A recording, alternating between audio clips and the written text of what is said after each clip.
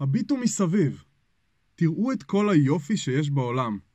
איך יכול להיות שלא עומד מאחוריו יוצר תבוני? אם יצא לכם לדבר עם תאיסטים, בטח שמעתם טיעונים דומים במגוון ניסוחים. החל האם ראית פעם בניין שנוצר יש מאין בלי בנאי? או האדם הוא יצור כל כך מורכב, איך יכול להיות שלא הושקעה בו אף מחשבה? גם מחזירים בתשובה מפורסמים, כמו הרב אמנון יצחק למשל, מאוד אוהבים להשתמש בדוגמאות כאלה, כמו המצלמה שמצלמת אותי עכשיו לא נוצרה יש מאין במקרה. את כל הטיעונים האלה אפשר להכניס תחת טיעון אחד מרכזי, טיעון השען. הוא גם נקרא טיעון התכנון התבוני או הטיעון הטלאולוגי. אפשר להבין למה הוא כבש את ליבם של כל כך הרבה אנשים וזכה לפופולריות כל כך רחבה. הוא מאוד פשוט ועל פניו מאוד הגיוני. אבל אנחנו נראה שהטיעון הזה, כמו כל הטיעונים התאיסטיים, פשוט לא מחזיק מים. בואו נתחיל.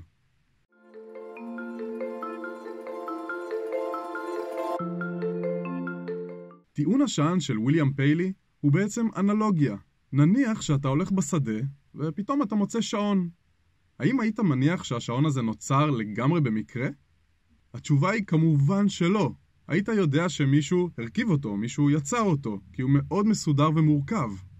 לשעון חייב להיות מתכנן תבוני. שען. גם היקום הוא מורכב מאוד, ולכן חייב להיות לו מתכנן תבוני. אלוהים. בעצם, הטיעון אומר שאם משהו הוא מורכב, הוא בהכרח דורש מתכנן תבוני. אז מה לא בסדר בטיעון הזה? נתחיל מזה שמדובר באנלוגיה שגויה. אנלוגיה היא השוואה בין שני דברים, בדרך כלל לטובת הסבר או הבהרה. אבל רק בגלל שלשני דברים יש תכונה אחת משותפת, זה לא אומר בהכרח שיש להם עוד תכונות משותפות. כדי להמחיש, בואו נראה דוגמה. השעון הוא מורכב. השעון הומצא באירופה במאה ה-15. היקום הוא מורכב. היקום הומצא באירופה במאה ה-15. ברור שהגענו לתוצאה אבסורדית שלא מתקבלת על הדעת, וכבר כאן טיעון השען הופרך. אבל בואו נמשיך. הטיעון יוצר קשר של סיבה ותוצאה בין יוצר תבוני לבין מורכבות. הוא בעצם אומר שמשהו מורכב יכול להיווצר רק כתוצאה מתכנון תבוני, כשקשר כזה בכלל לא בוסס. הוא מבלבל בין קשר קורלטיבי לקשר סיבתי, ולהמחשה עוד דוגמה. בגרף הזה אפשר לראות את כמות הגבינה שנאכלה ביחס למספר מקרי המוות כתוצאה מהסתבכות בסדינים בארצות הברית. הקורלציה מאוד גבוהה, כ-95%. האם זה אומר שאכילת גבינה גורמת למוות כתוצאה מהסתבכות בסדינים? ניחשתם נכון, לא. כלומר, רק בגלל שיש קורלציה מאוד גבוהה בין שני דברים, זה לא אומר שיש ביניהם קשר סיבתי.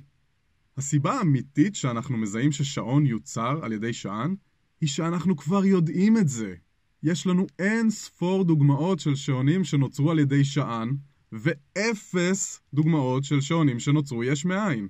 לעומת זאת, יש לנו 0 דוגמאות של חיים מורכבים שנוצרו על ידי יוצר תבוני, והמון דוגמאות של חיים שנוצרו בתהליך האבולוציוני. סיבה נוספת שטיעון השען נופל, היא שיש בו פרדוקס מובנה שמפריך אותו. הטענה אומרת שכל דבר מורכב דורש בורא.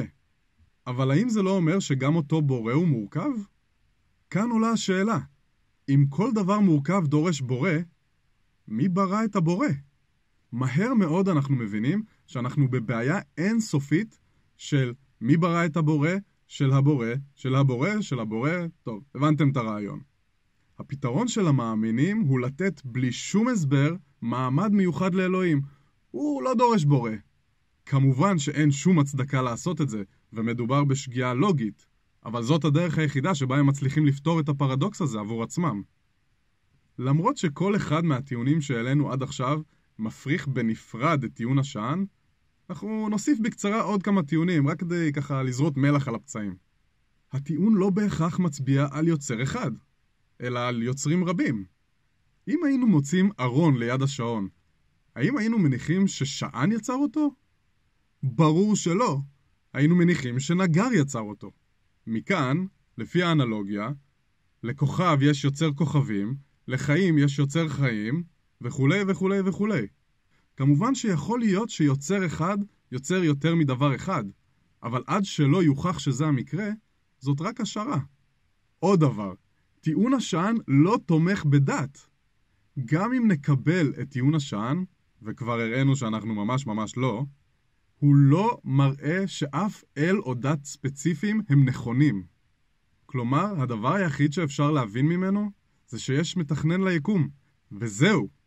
במילותיו של כריסטופר היצ'נס האגדי, גם אם טיעון השען היה תקף, לך כתאיסט עוד יש את כל העבודה לפניך. לסיכום, טיעון השען מלא בכשלים לוגיים שמפריחים אותו, ובסרטון הזה הראינו כמה מהם.